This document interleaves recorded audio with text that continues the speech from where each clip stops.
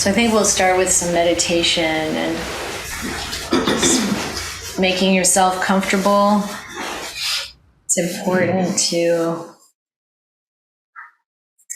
find a position that really feels like you can comfortably stay in it for maybe 20, 30 minutes or however long you intend to meditate on when you're on your own.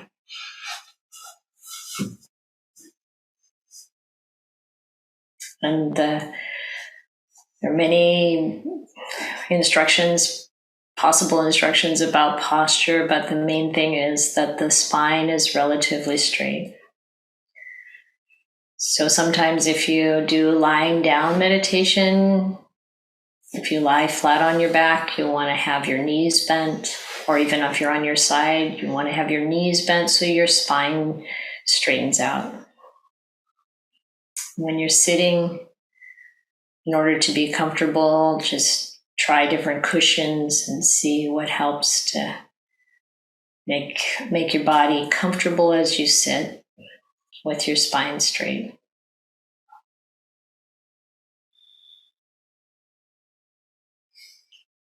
And then we can consciously take a few breaths, maybe a little deeper than usual, just to relax, settle in.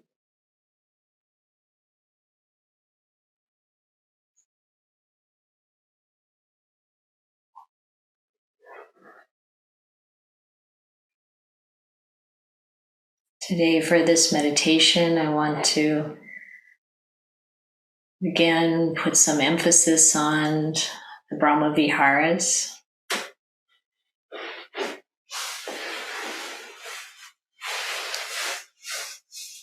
So we begin by really bringing up an attitude or a felt sense of kindness.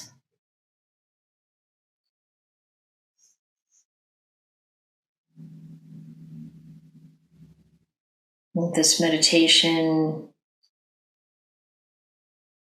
for those who are usually using the breath itself or some other concentration practice, sometimes people may feel like Brahmaviharas is a lightweight meditation, but in actuality, it can take us to the same places, those deep states of beautiful mind.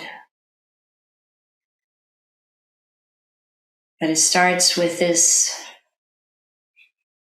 sense of kindness, really, as the Buddha said, imbuing the mind with metta.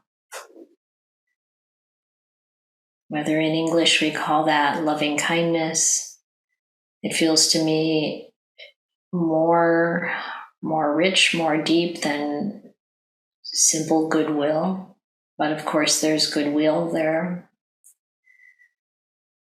It's kindness, but it's more than that. There's that aspect of loving. But if we translate it as love, then there's confusion around what we mean because we have so many ways of experiencing and talking about love. But like with many words, regardless of the language, if we want to really explain them to someone, we may have to use a variety of words, synonyms, that kind of get at the real meaning of this particular word, metta. When in the end, we have to experience it in order to really understand it. So you may have your own way of imbuing the mind with metta. Whether that's just thinking about it, just letting that come to mind, and immediately the mind is filled with this open, loving, unconditional kindness. Or maybe it's not that easy. So we can think of someone in our life that we deeply care about, or a pet, or some other living being. Once in a while, you might meet someone who doesn't have any living being in their life that they would have this kind of metta for. But maybe plants, a tree, whatever might help bring that quality to mind and fill the mind.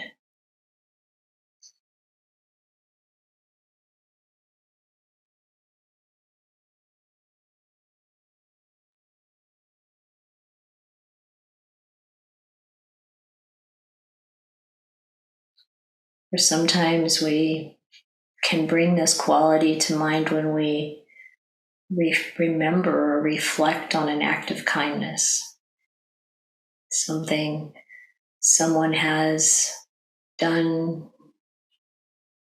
for us, some kind action or words,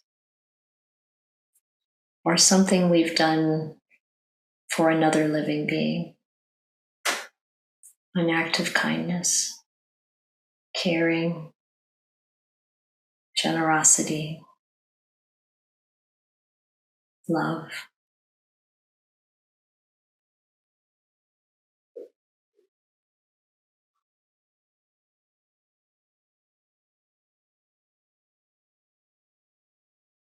And once we have a sense of metta,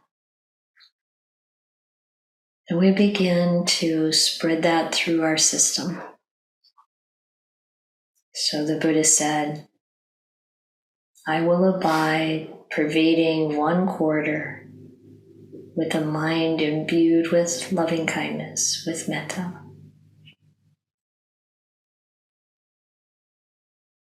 So when I do that, I use the quarter in front of me, starting at the center as if there was a center core of energy inside, running through my whole body from top to bottom, and from there spreading out to the front, this whole area imbued with metta. Now, pervaded. The mind is imbued, this quarter is pervaded, but it almost doesn't matter. You're letting that metta come through.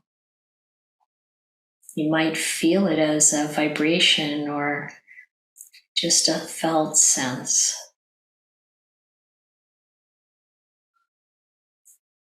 You might perceive it as having a certain color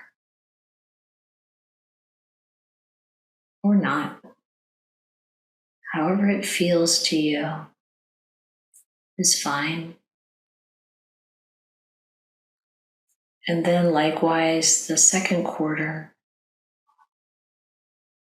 I tend to go to my right side, fill that whole area, let it fill.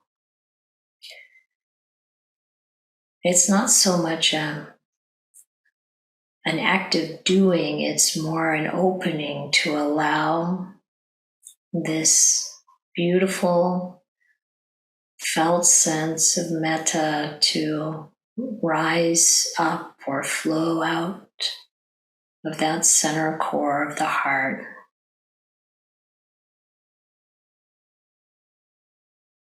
Sometimes I think of it like a spring of water coming up into a pond, and it just naturally fills, or filling a jar, a huge jar the size of your body, and then letting it overflow. So right now we're filling the second quarter, if you will, and then we go on to the third quarter behind you. And will abide pervading this quarter with a mind imbued with loving kindness.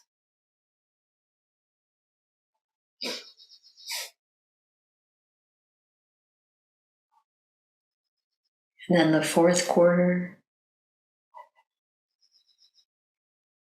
and it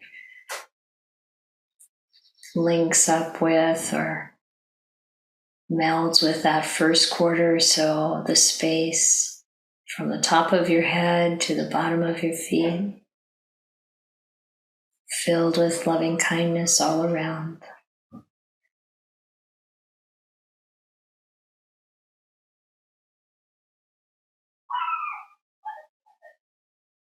Then above you, like a dome above your head, also pervaded with this sense of kindness.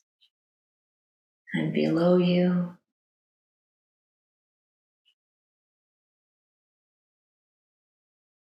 so that there is only this metta all around you,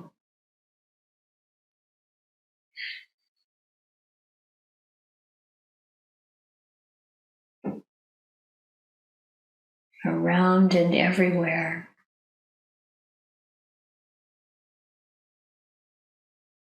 And that is for all beings and for yourself. Sometimes that can be the hardest part.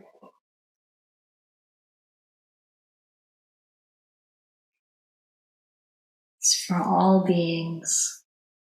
That includes you. And we want to consciously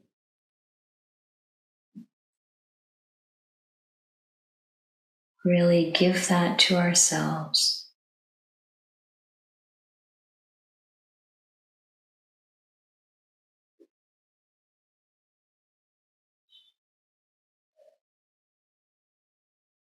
And then if this is all in this huge jar, now it really starts to overflow. Or this spring bubbling up into the pond, and it really begins to fill and move beyond these boundaries out into the whole world.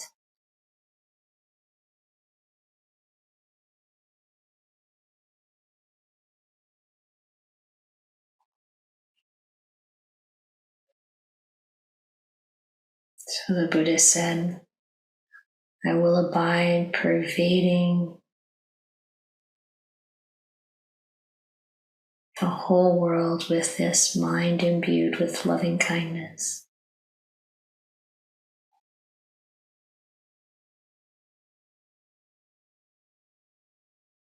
Abundant, exalted, and immeasurable.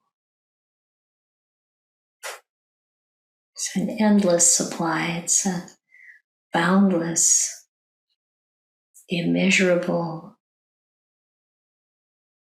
quantity.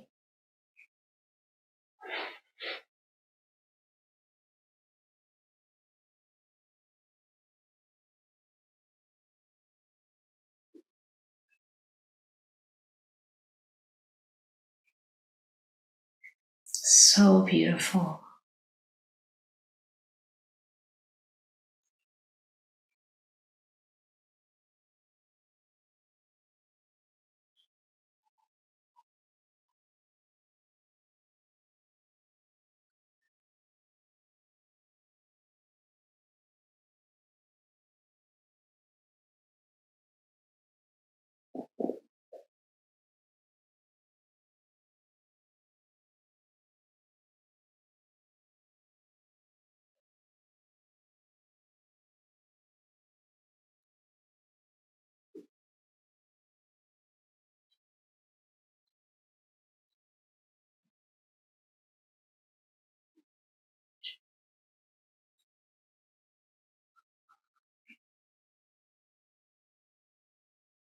And with this metta as a basis, we can now invite the imbuing of the mind with Karuna, with compassion.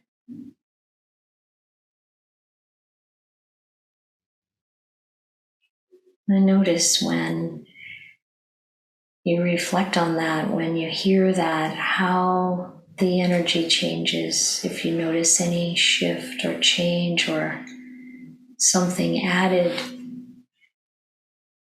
The loving kindness and metta is still there. And now there's an added element. And we use the same process, viewing the mind with compassion,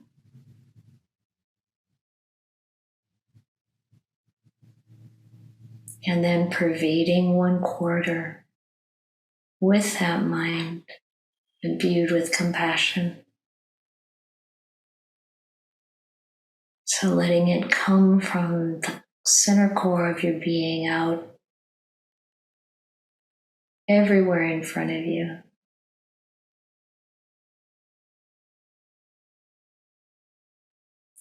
And then the second to the right side,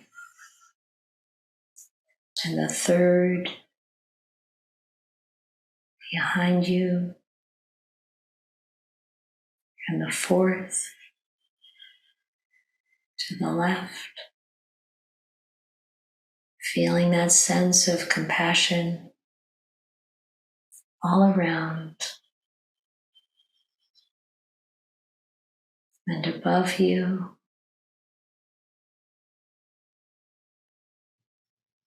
and below you.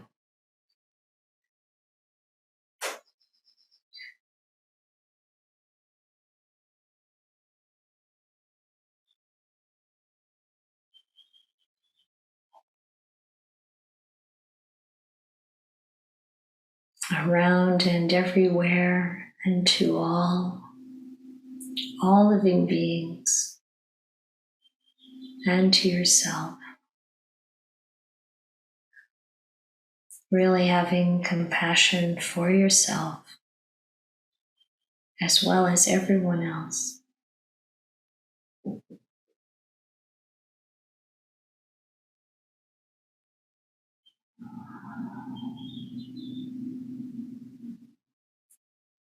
And then abide pervading the all-encompassing world, the whole world, with compassion.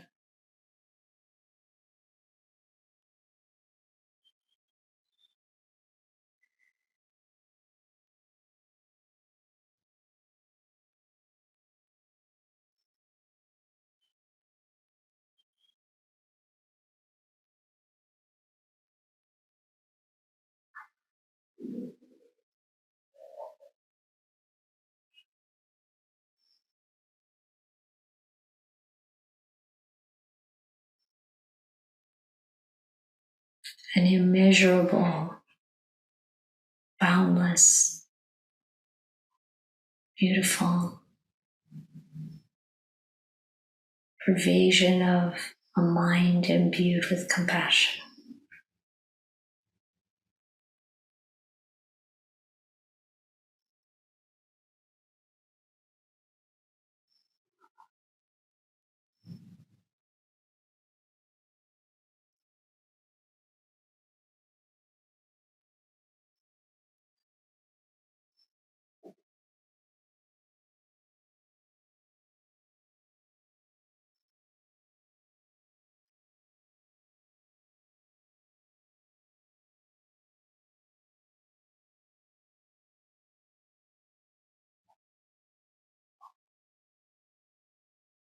The metta is still there. The compassion is there. And now we add the mudita, the appreciative joy, the altruistic joy, the joy in everything that's good. Good that happens to others, the good that comes to ourselves. And we imbue the mind with mudita, that joy.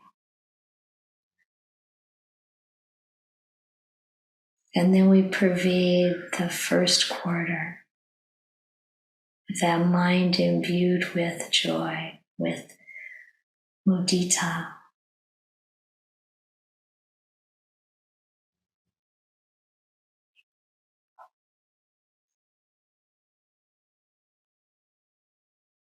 and the second quarter,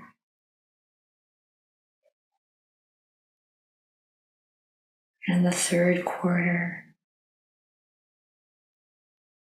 and the fourth quarter, above and below, around and everywhere. And this joy, this appreciation, this helps us to really be grateful for what we experience in the present moment.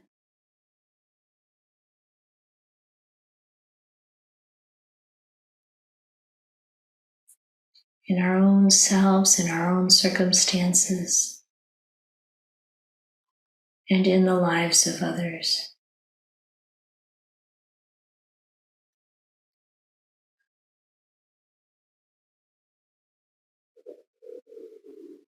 And the mind imbued with mudita, with this appreciative joy, pervading all of this area above you, below you, around, everywhere, and then spilling out, washing out onto the entire world. Joy for all the good. So much good in the world. So much good in living beings.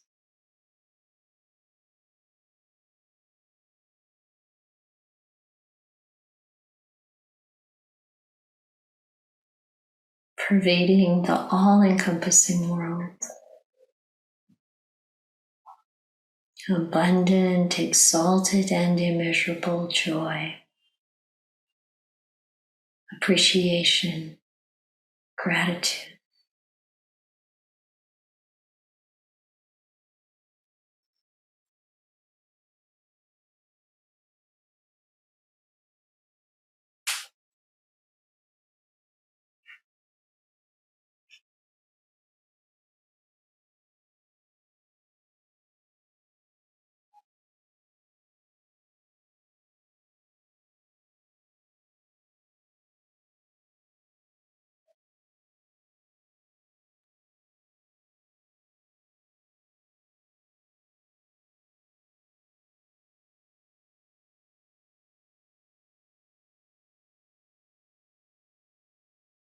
So now we have these layers, you might say. Metta, Karuna, Mudita, loving kindness, compassion, appreciative joy, and we invite in equanimity to hold all the good, all the not good, all everything with the kindness, with the compassionate wish for the end of suffering, for the joy for everything virtuous and good, held in a balance of calm wisdom.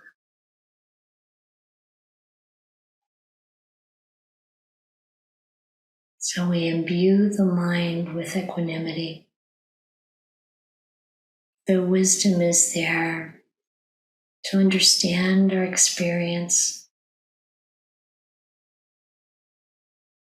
to accept it as it is, and then to know what to do to solve problems, to help,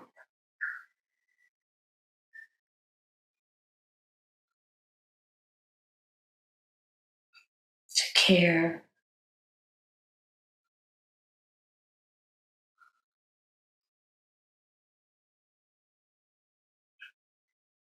And with that mind imbued with equanimity, we pervade the first quarter.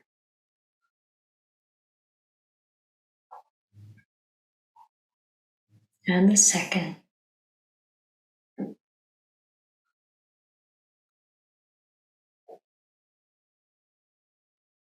and the third,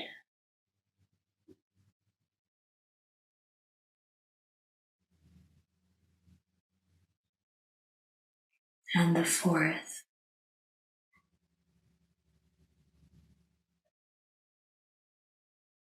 Above and below, around and everywhere. This beautiful, stable, wise, calm equanimity.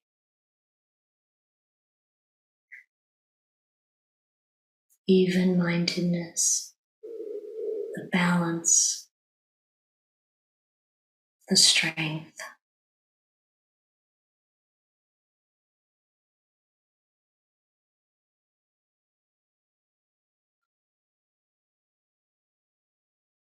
And with this mind imbued with equanimity, we pervade the all-encompassing world.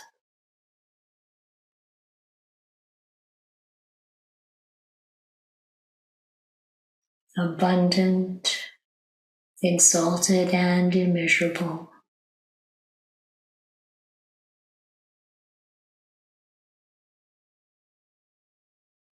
Spreading out as far as our imagination can carry it.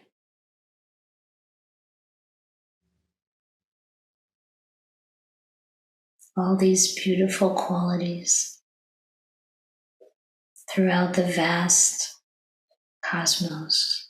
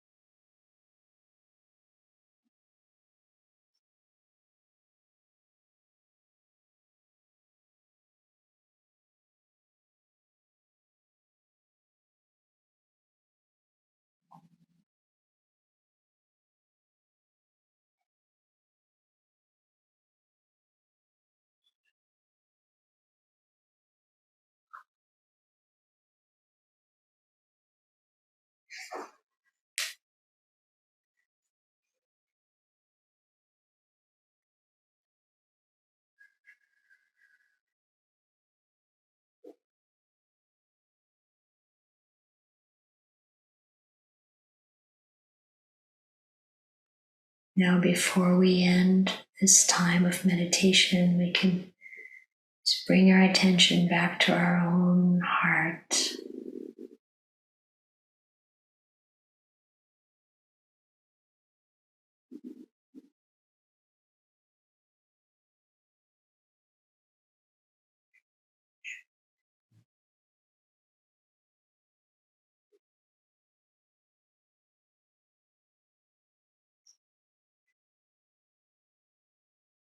Our own heart enriched with these beautiful qualities, always available to us in every moment.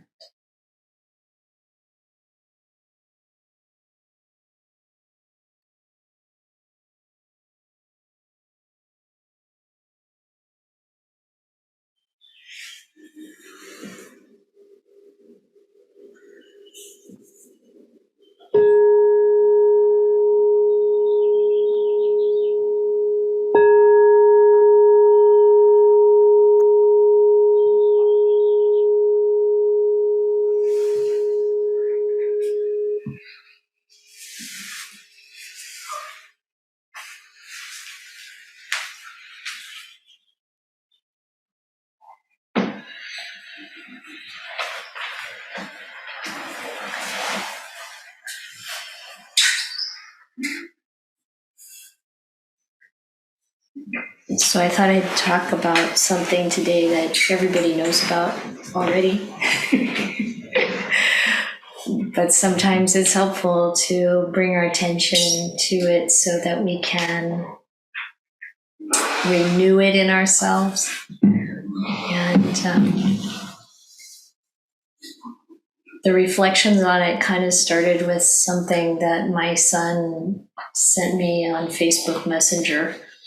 It was this beautiful picture, or it was a little video actually that was just showing this very lovely little path or road going through this forest of trees that were coming over the path. And the voice was a man saying, 20 years from now, you will be willing to give anything to have this moment be this age, have this state of health. So let's just take a little time to be present with this right now. And when I think about that, I'm not so sure I look back on any moment 20 years ago and think, oh, I wish I could have that moment back. It's not really like that for me. And I think the Buddha too was discouraging us from trying to go back into the past or to go into the future. But the whole point of, how do we cherish this moment? How do we really bring our attention to it and make, you might say, the most from it? I don't know, I don't quite like that way of thinking. Just the richness of this particular present moment. And that when we live that way, how much more beauty is in our life and how much more appreciation. And I think particularly these days, what comes to my mind is that mudita, or that real appreciation for goodness. And noticing that the more we see the goodness, the more goodness comes to us. And at the same time, it's not like we're overlooking the issues or the problems or the challenges that we have in our life, because we want to be clear and wise in every moment. And then it's that wisdom that helps us know how to handle it, how to work with it, how to make this present attention our norm and the source of strength, you might say, or the source of the quality with which we meet those challenges, and particularly with the way we meet each other. So yesterday I spent some time with my daughter. It's a big family morning, you can tell.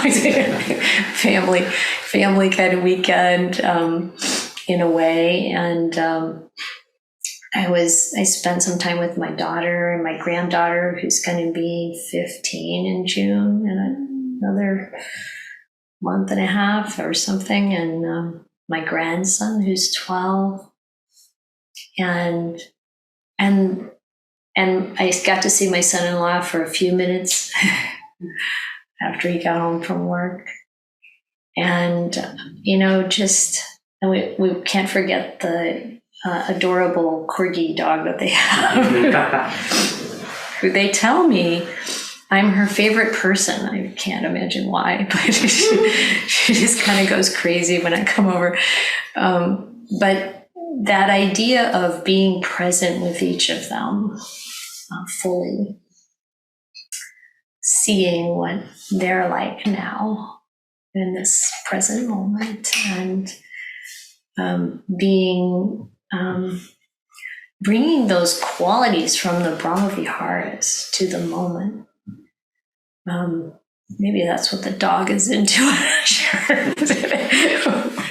And of course, we're not like that all the time. I'm not like that all the time. And it's okay. It's okay to be present with whatever is arising and then making choices about, what do we want to have spill out? So when we do a meditation like this one with the Brahmaviharas, really, we're using a text there that's 2,500 plus years old. And, this is what the Buddha said to do. And it's, if we just read through it, it's like, okay. But if we do it, if we really make it our own and not just the way I, guided it, but really, really thinking about what does it mean to you to fill the first quarter with metta or whatever, the 4 Brahmaviharas, and how does this feel? And then how do we, really bring that into our moment-to-moment experience of being together or being apart or having some beautiful thing happen or having some really frightening thing happen or having, huge challenges. And, as bhikkhunis, we get the privilege, I would say, to be on hand for people, whatever they go through, and to see the incredible working of the Dhamma in individual lives and in the way that people meet what's coming to them is so inspiring and beautiful. Yesterday, my daughter, I don't know why everybody's on this what happened in the past thing, but my daughter said to me, what part of your life was really the hardest? What would you say the period of your life that was really the hardest? And I told her what part, and of course, she's my daughter. She had a front row seat. She knows what it was, And it was, of course, a period of time before I met up with the Dhamma. And it was super challenging. And I don't wish those moments back at all, of course. But I do see how they help to shape the development once the Dhamma came in. Because it's not just obviously we've all lived long enough now to know that it's those challenging times that really help us to become very focused in the present moment, to really understand what that is. When we don't get caught up in little things and we don't get caught up in, things not going the way we want them to go, and we don't get caught up in distraction and boredom and, all of that, because we've got something huge in our hands at the moment that we have to manage and take care of. And in some ways, that's when we're most alive, most available, most present, and sometimes most loving, most caring, most considerate. And wouldn't it be nice to train the mind to do more of that when there's, you might say, kind of a flow of the status quo? And remember what's important, not get pulled off into mental states that really don't help us, and to come back. And I really feel like the Brahmaviharas are such a beautiful collection as a whole. To have that wisdom quality of equanimity, to really see how deep that goes. And also see that all four of them really rest on a basis of moral virtue. Like it would really, to be able to fully develop those qualities, the virtue has to be there and to be developed also along with the rest of the path. And then to see that that kind of state of mind of the loving kindness, compassion, appreciative joy, equanimity also is the gateway to deep concentration. And even if, like my go-to meditation practice is based on anapanasati, mindfulness of in and out breathing. But there really is importance of having both of those meditations be very accessible and ready and well practiced. And of course, the many other things the Buddha offered, so that we can see sort of how that all works together. As we develop the Brahmaviharas, they become almost a layer of your foundation of the mind. It becomes easier and easier to bring them up in the moment. And then, hopefully we can quickly shift from irritation or anger, or frustration or boredom, restlessness or worry into something that's actually beautiful and supportive.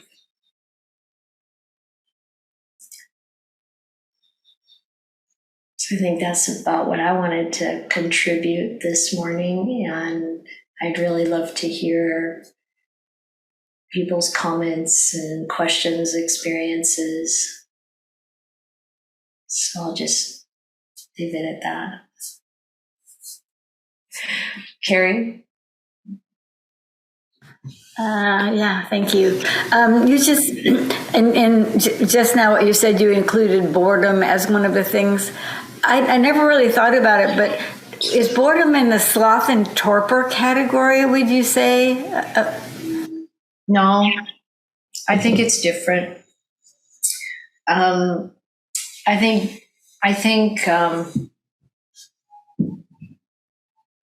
sloth and torpor, when the mind is getting dull and it's really like almost going to sleep, or it's just low energy.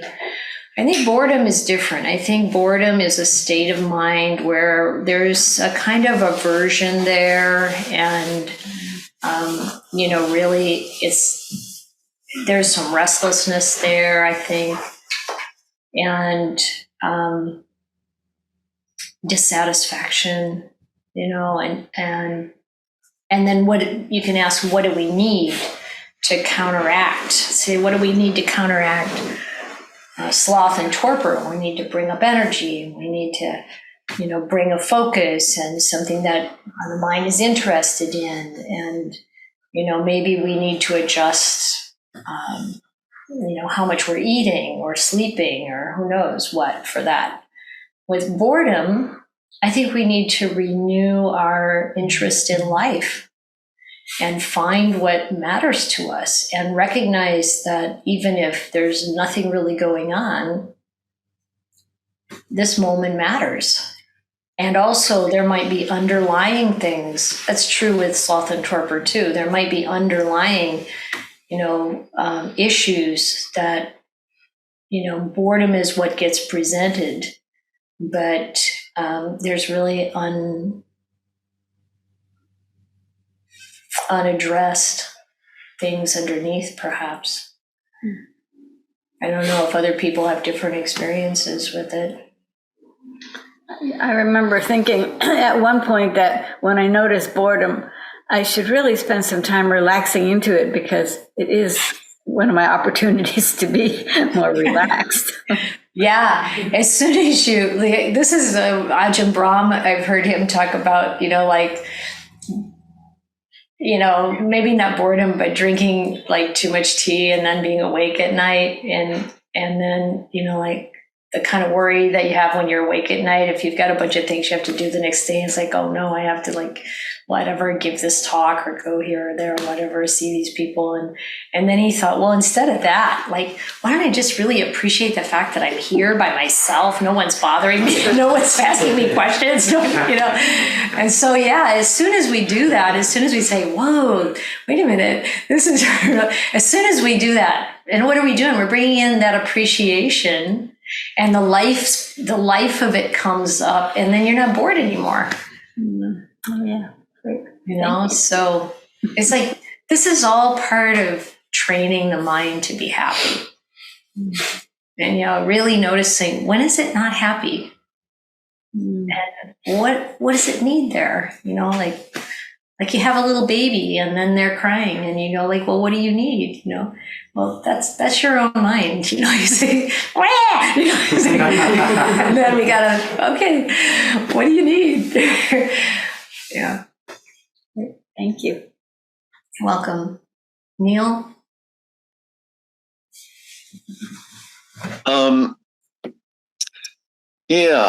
So I want to say something else, but I also sort of was thinking about boredom now that Kerry brought it up. And for me, when I think about boredom, it's closer to restlessness and agitation. It's when I get bored, my mind is like, I want to be doing something else. So, I mean, I don't know if that's helpful, but that was my thought about boredom. Not so much about sloth and torpor, but more about restlessness. Yeah, I think so too, Neil. Oh, do you mind? Can you hold on to your? Yeah. Yeah, I think so too. And as we know, restlessness and worry and sloth and torpor are two sides of the same coin. Oftentimes we flip back and forth between them. Yeah. And yeah, I think it's true. Boredom is often like that. Sometimes when monastics get kind of sent to an outpost monastery and there's like nothing going on, there can be boredom can set in, and it's like, yeah, I don't want to be here. I want to be among other people, and I want to be, it's like, yeah. So yeah, it sounds right. During the once again wonderful guided meditation, I had a kind of an insight, and I thought I would share it for what it's worth. It's what I noticed as we went through each of the first three Brahmaviharas. There can be and it's not a negative thing, but there can be a tendency to have some deep feeling come in. In loving kindness, it's like, I have such love here, or compassion, there's so much suffering in the world, and sympathetic joy, and then, but equanimity, it seems to me, has no feeling.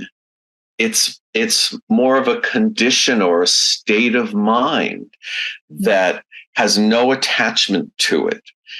And as I thought about that, I thought, well, that's what equanimity does for the other three as well. It takes away the sense of attachment. If you can get there, you can have the sympathetic joy or the compassion or the loving kindness in such a pure way that you can,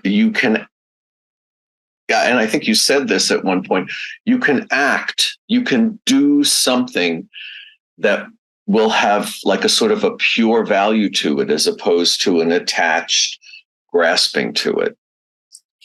Does that make any sense? It makes very good sense. And that's really what those other three are. They are the non-attached versions. And when we have attachment mixed in, that's actually a near enemy of each of them. So, and not to blame ourselves or get hard on ourselves if we find that attachment there in our metta practice or Karuna as we're feeling the wish for the suffering to be relieved and the joy, but to, if you can use the equanimity, like you're saying, to highlight where that attachment still is, that helps to purify them and make them true metta, karuna, and mudita.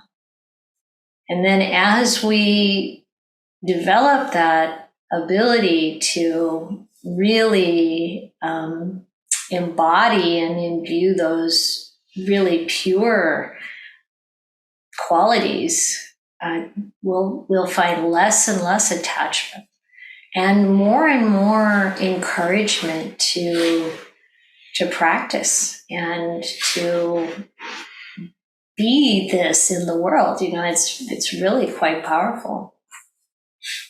Yeah, thank you for that reflection. Paula and Phil? I was wondering about the part where you radiate outwards and perfuse the entire world, abundant, exalted, immeasurable. And I'm wondering what that is, the purpose. I mean, it may seem obvious, but it's not quite for me. And like, is this for the benefit of all beings? Does it also have some other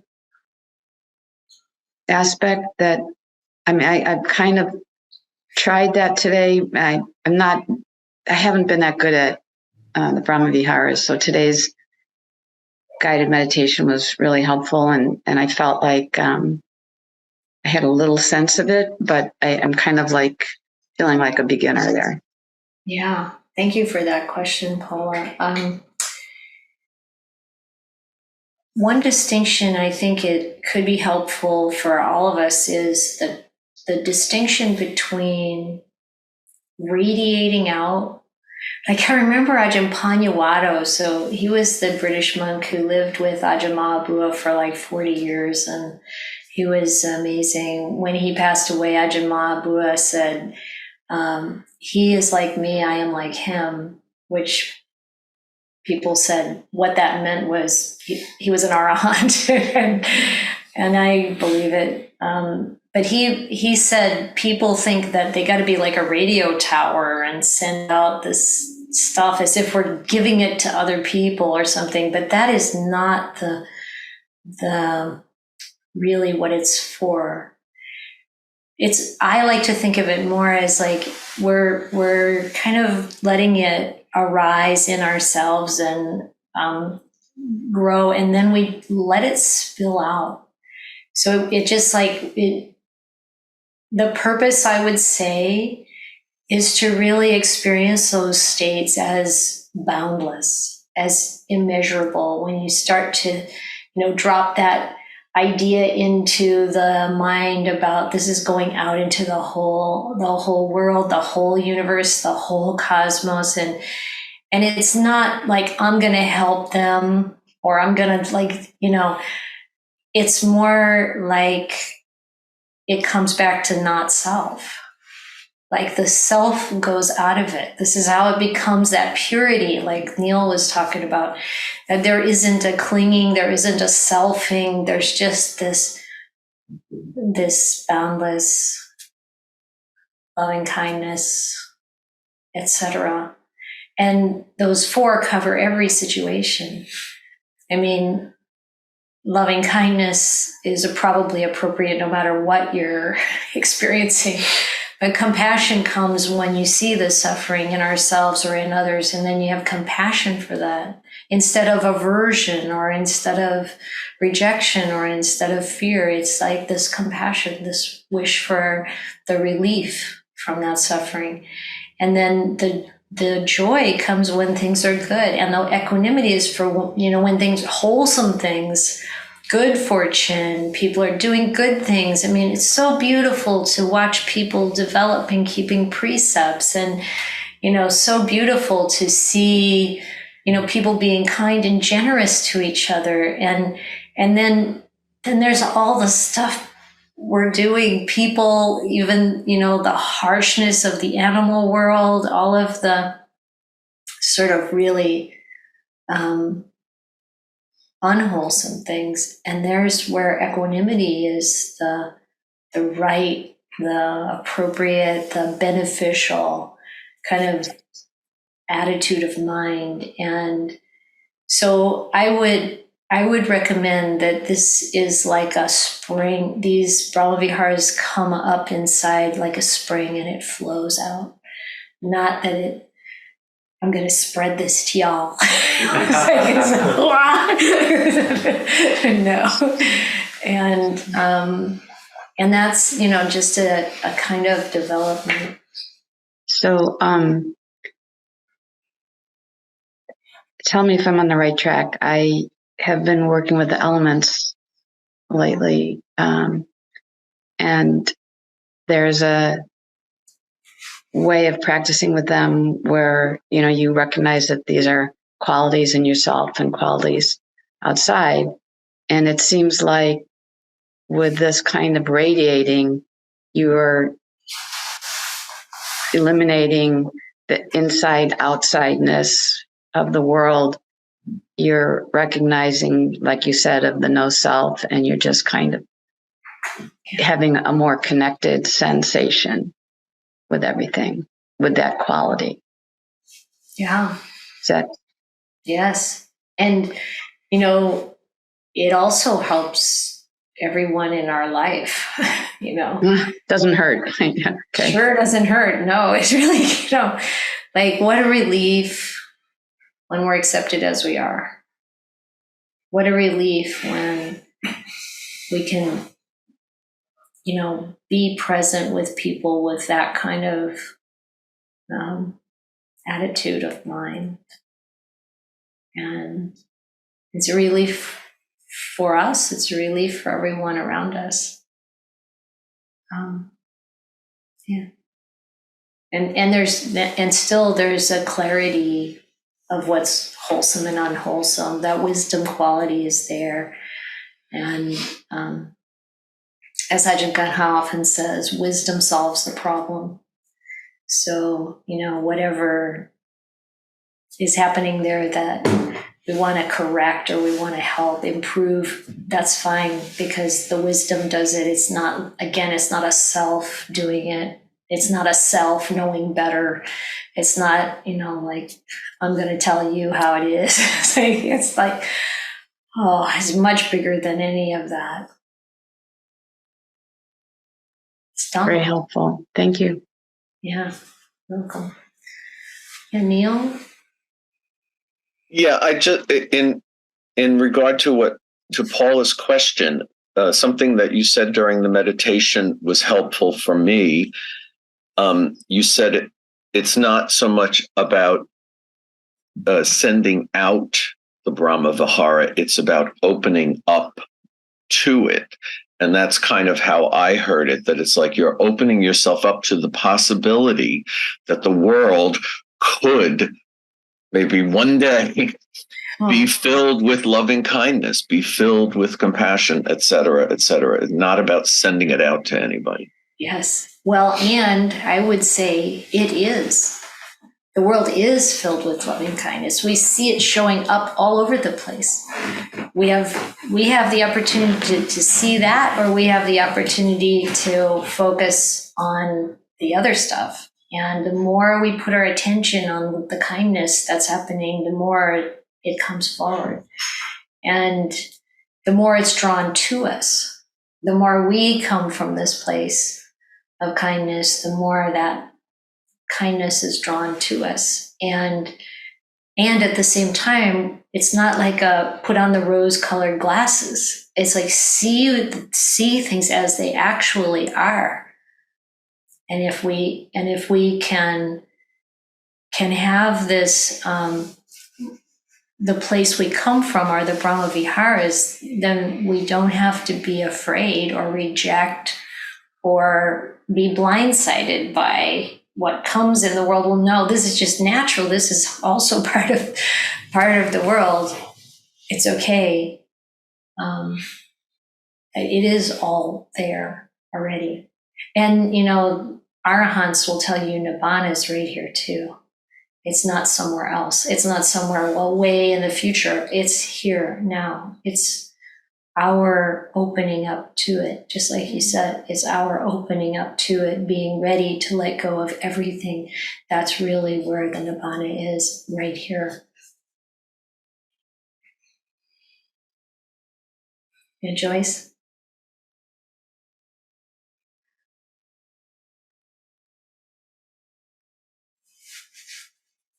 This was truly amazing. I've always had somewhat of an aversion, not an aversion toward the practice, but I wasn't able to relate to either a metta practice or Brahmavihara practice. And it would really create a lot of anxiety for me rather than the intended purpose. And this really, really touched me.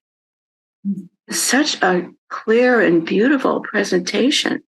I mean, I'm really grateful. But I need to keep this short because I know others want to share as well. Just want to make a couple of comments. One place where I would always get stuck, like with metta, were people who were really challenging to me, and I'm just getting a number of politicians that are very prominent these days. What I saw when you were presenting this was just remember the actual words used by the Buddha, which was non-ill will, to not have ill will. And that was just amazingly helpful to shift that. And it actually started to feel like sliding more into compassion for where their mind states were or whatever.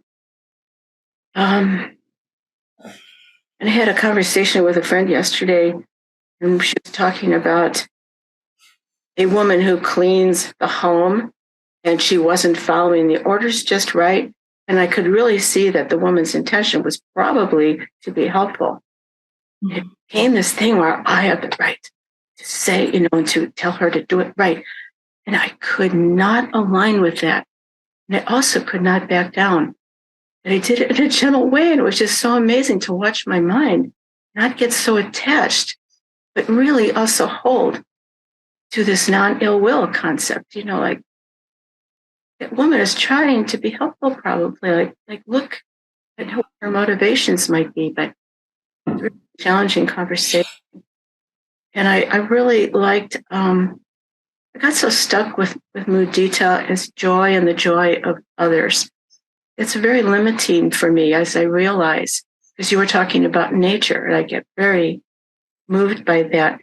And I'm finding myself drawn to things that in my past would have seemed like, those little feminine, sweet things.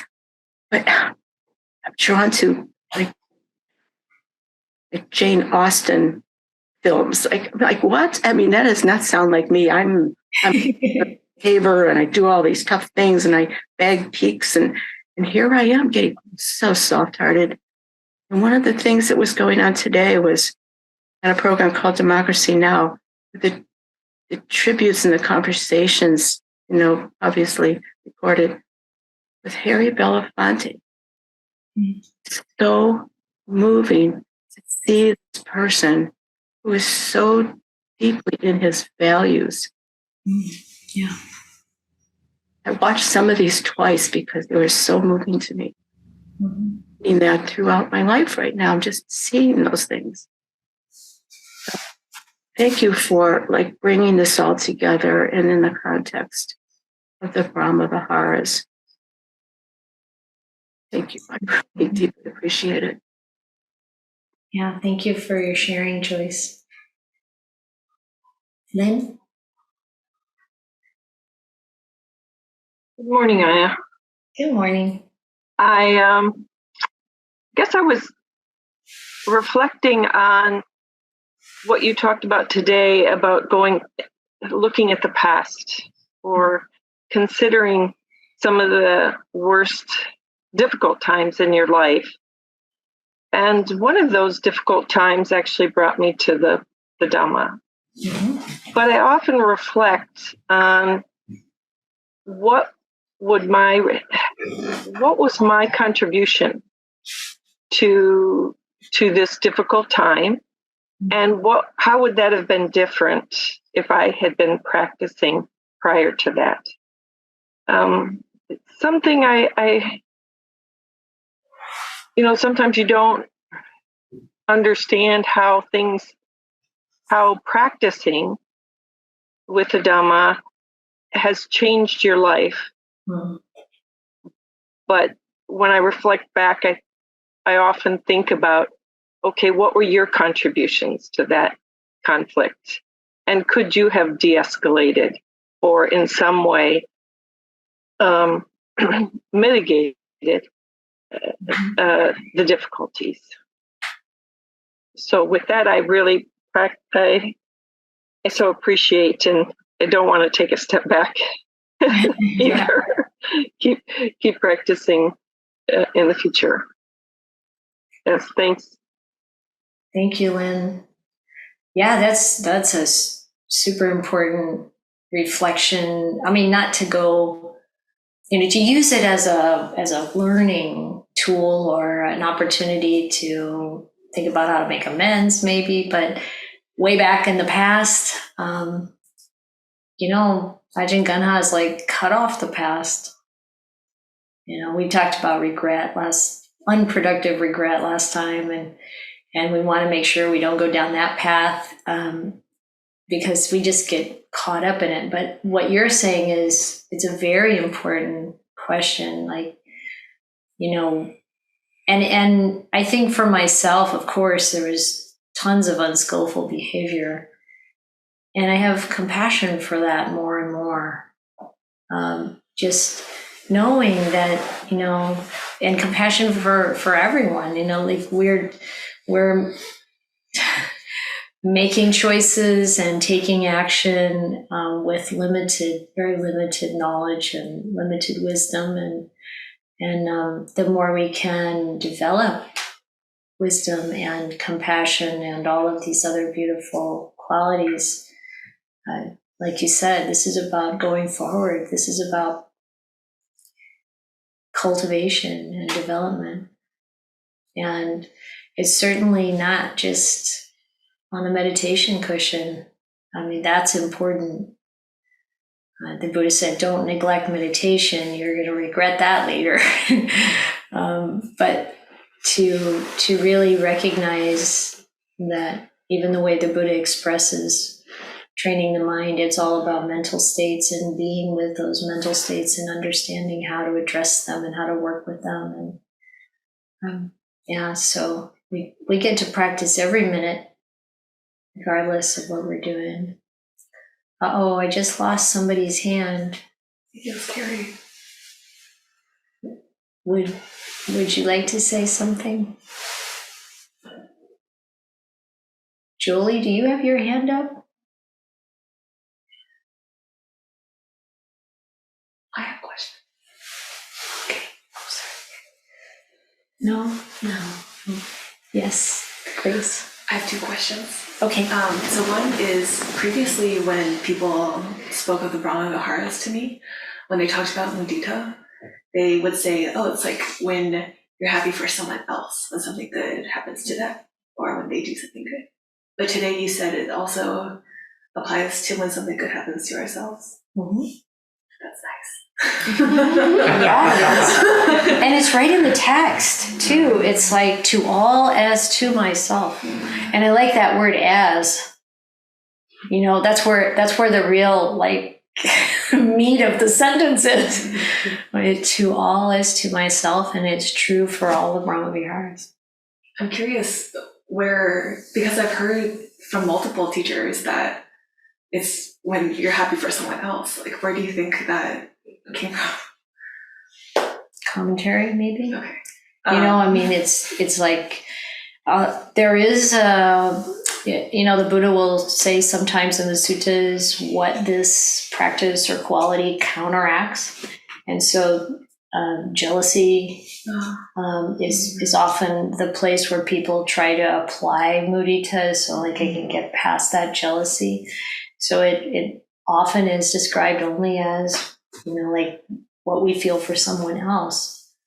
But the more we lose the sense of self-identification, the more we see that this being too really needs all of those same beautiful qualities for it. And why not?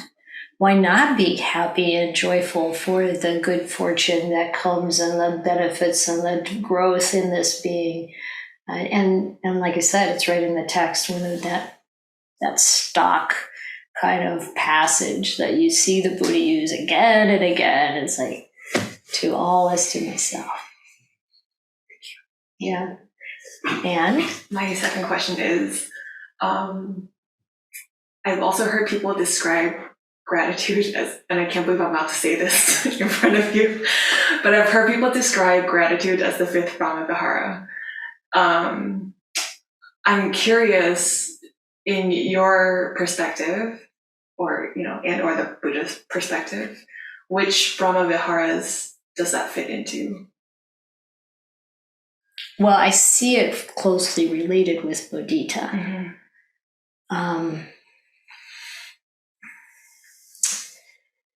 Because with mudita,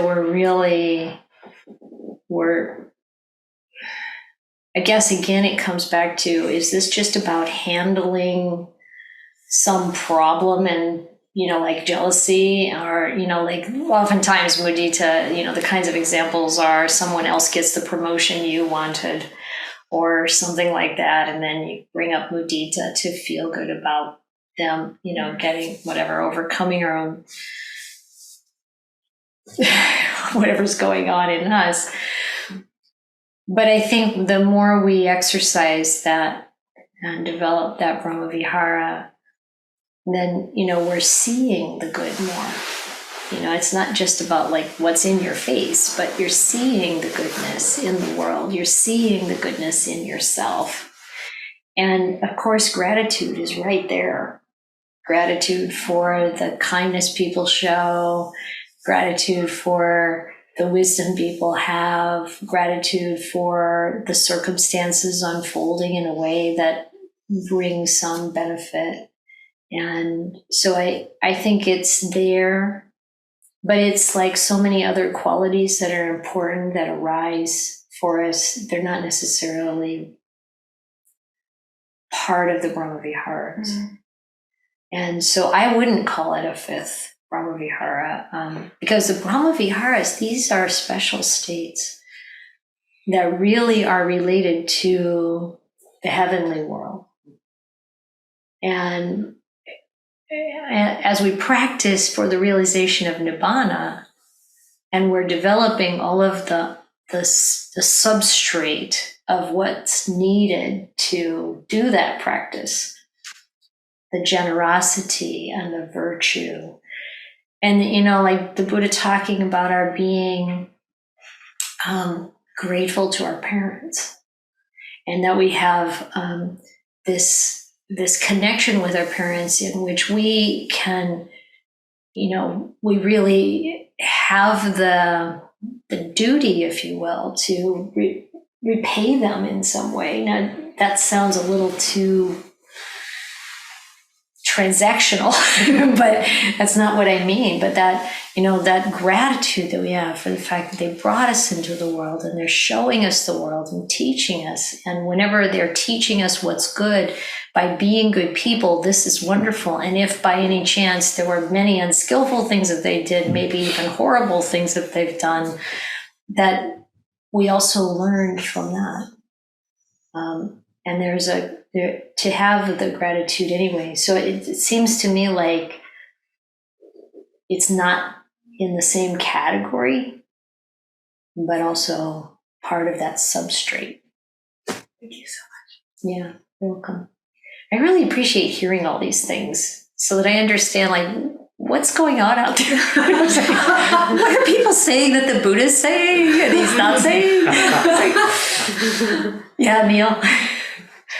Just with regard to Grace's question, as you were talking, I was thinking, at first I was thinking, Well, yeah, appreciative joy. That's sort of another way of saying gratitude. But then I thought, well, the appreciation part is the gratitude, and the joy is the transcendent piece that makes it more of a divine abode. I don't know, just a thought. Yeah, nice framing. Thank you. Yes. Yeah, like thinking again about gratitude. I like to see it sometimes as gratitude being like a antidote for two of the unwholesome roots, desire, but also aversion at the same time, because in a way, like I desire something I don't have. No, like I can't desire something I have. But when there's gratitude, there's like this refocusing or helping the mind to refocus on what it already has. Like I have shelter or food or whatever, and I'm content with that. So I'm like, oh, it can be an antidote for the desire, for the desiring mind, but it can also be an antidote for the aversive mind. Like if someone did something to me, but then I can remember something good they did for me, maybe. So like for parents or stuff, maybe I can think of, oh, when my parents did that, that was sad. But then I can also remember all the things I'm grateful for. And that can balance the mind. So I think it has a lot of qualities, and It also can counteract the boredom. yeah. So start to look for what are these things that Yeah. So I mean, the only part in the text I remember right now is find the Pali word for gratitude is in the Mangala Sutta, so it's one of the highest blessings that the Buddha describes, and it's a great like handy tool to fight those aversive states. So Carrie and Jaime. Yeah, thank you. We lost our internet for a minute. I know we're out of time. I just wanted to say that a couple weeks ago, you used the phrase, may I abide in well-being, when you were talking about metta. And I have found that really helpful. And I really am doing metta kind of in the opposite direction rather than beaming out, because to me, abiding means to kind of sit in the middle of, and it's something that you've touched on a little bit, a number of people have this morning, of how much loving kindness is out there, just available to me. And that's kind of how I've been practicing it now, is to just sit and kind of know that even though there's a lot of bad stuff going on, most people are kind. Yeah. Thank you. And I think that approach is correct. You start here in yourself, in this mind and this heart, and you sit in it. It comes from the core of your being. I mean, there's a meditative experience that you may have at some point where you recognize that the core of your being is the same core of all beings. So don't get too caught up in the self part of it, but to know that we start from where we are and it's right here. And I think that idea of I'm sitting in it and it's around me right here, and from there it spills out. Yeah. I actually bring it in. I don't even bother with the spilling out part. Okay. Because abide means to sit in, imbue means to be filled with. So from my, the Buddha said basically, It's from the outside for you. make it your own. And for me, I just find it works much better for me to take it in, and then the gratitude develops.